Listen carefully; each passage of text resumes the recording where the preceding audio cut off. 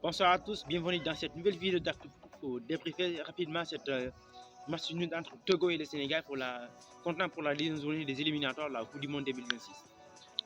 Mais avant de commencer cette débrief, je vous suggère de cliquer sur la cloche notificatoire pour ne rater aucune de mes prochaines vidéos. Évidemment, on enseigne directement par un focus sur la composition qu'Aliou a proposée. Une composition vraiment très nulle, hein? sans commencer parce que j'étais vraiment très en colère. Je suis en colère, pour être honnête.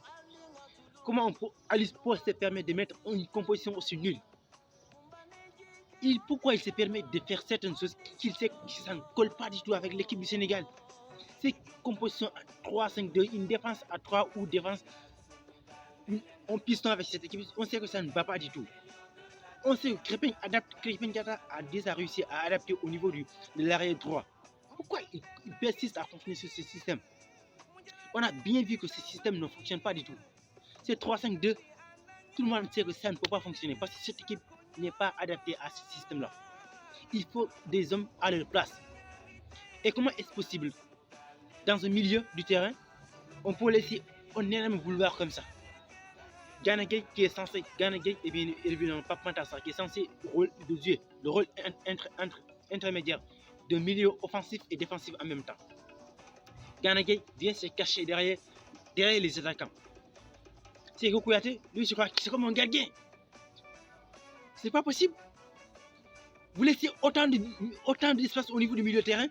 Iliman Ndiaye, il est obligé de venir jusqu'au rond central du milieu pour décrocher et aller solliciter ses attaquants. Mais comment on peut avoir un but dans ces genres de conditions? Sadio Mané et Ismaïla Sarr, ils n'ont pratiquement rien vu au niveau en première période. Vous avez vu le début de match de Sadio Mané en seconde période. Il était en jambe parce qu'il n'a pratiquement rien reçu en première période. Qu'est-ce qu'il a vu? Rien. Il n'y a personne à servir. Vous jouez des longs ballons et vous jouez, quand vous mettez deux attaquants, vous êtes censé de jouer surtout au niveau du milieu, l'intermédiaire, la transition doit venir au niveau du milieu de terrain, sans que vous passiez par les ailes, par les côtés, parce qu'on sait que cette élimination, le point fort de cette équipe du Sénégal, c'est sur les côtés, sur les ailes. Aliou Cissé, il aurait dit adapter à ce système. On ne peut pas jouer avec une équipe du Sénégal sans un numéro 9. Ça, je le dis et je le répète, c'est pas possible avec cette équipe du Sénégal. Il nous faut trois attaquants offensifs. Nous ne pouvons pas se permettre de jouer ce genre de système. Aliou sait pertinemment que cette équipe du Sénégal, on ne peut pas jouer au milieu de terrain offensivement. Deux joueurs. Parce qu'on sait que le système 3-5-2, en attaque deux attaquants, on ne peut pas jouer ce rôle-là. Vu que Sadio Mané, Ismaïla Sarr, d'autant plus que ces deux joueurs ne sont pas des joueurs typiquement points, ce ne sont pas des joueurs de fixe. On offre fixe. On ne peut pas jouer avec autant de risques. On doit avoir un offre fixe. Dans ce match-là, c'est Aliou Cissé qui a gâché ce match-là. Parce que nous, on aurait dû gagner ce match depuis très longtemps, depuis la première période. C'est lui qui nous a compliqué la tasse. Mais comment on peut marquer? Si tu mets un attaquant, l'attaquant qui est censé le marquer, on sait tous que Sadio Mané et Ismaïla Sarr ne sont pas des attaquants. Et si tu préfères jouer au système 3-5-2, les deux pivots en attaque devaient être des attaquants de pointe. Un pour un pivot et un qui peut permettre de rouler autour. Et s'il met par exemple Iliman Ndiaye et Nicolas Jackson en première période, ça peut peut-être fonctionner. Parce qu'Iliman, c'est un joueur qui aime tourner. Il avait déjà joué du côté de Séville, de Sheffield United. C'est son rôle d'ailleurs, il joue avec le système de 3-5-2 et Iliman, il était performant dans ce système-là. Il est capable de jouer en tant qu'un faux numéro 9 qui est capable d'être la plaque tournante de l'équipe. Aliou Cissé qu'il a proposé aujourd'hui, on sait que tout est pratiquement nul. C'est lui qui nous a compliqué la tasse. On aurait dû gagner ce match-là depuis la première période. Mais qu'est-ce qu'il a fait? Un classement aussi bidon que ça, parce que simplement il a peur. À chaque fois qu'on joue, Aliou Cissé, à chaque fois qu'il joue avec une grande équipe qui est capable qui peut avoir du répondant, qu'est-ce qu'il fait? Il se permet de mettre autant de milieux de terrain. Et si tu mets des milieux de terrain, c'est Kouyaté, Gana Gueye, Pape Matar Sarr, Iliman Ndiaye.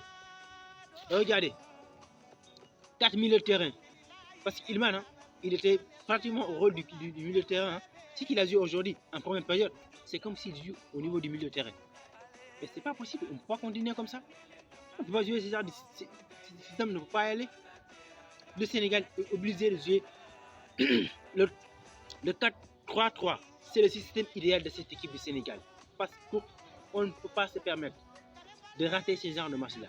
Imagine avec le Togo, même si c'est un déplacement, tout le monde sait qu'un déplacement en Afrique, ça n'a jamais été facile.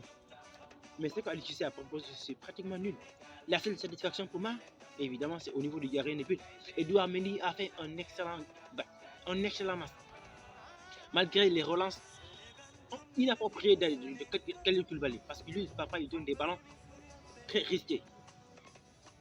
Des passes qui ne sont pas du tout maîtrisées. Mais le seul aussi, un point positif, c'est pour moi, c'est au niveau défensivement. Cette équipe tient bien malgré tout. Une équipe qui défend très bien. Parce qu'on avait vu le danger de cette équipe du Sénégal, ce sont les relances. Comment dire, les seconds ballons.